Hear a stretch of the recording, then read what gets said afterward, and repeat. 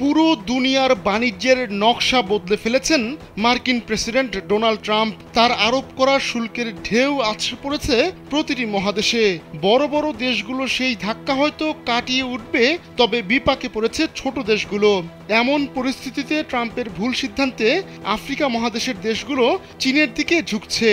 সাম্প্রতিক বছরগুলোতে আফ্রিকায় নিজেদের সামরিক ও বাণিজ্যিক নেটওয়ার্কের পরিধি বাড়িয়েছে চীন।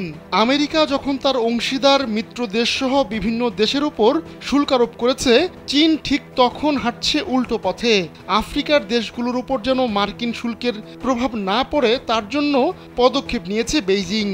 গেল জুনেই বেইজিং জানায় নিজের আফ্রিকান অংশীদারদের প্রায় সব দেশের আমদানি পণ্যের উপর শুল্ক নেওয়া স্থগিত রাখবে দেশটি।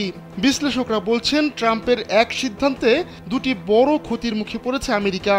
আফ্রিকায় নেতৃত্ব স্থানীয় অবস্থান থেকে আমেরিকার সরে যাওয়ার মতো পরিস্থিতি তৈরি হয়েছে।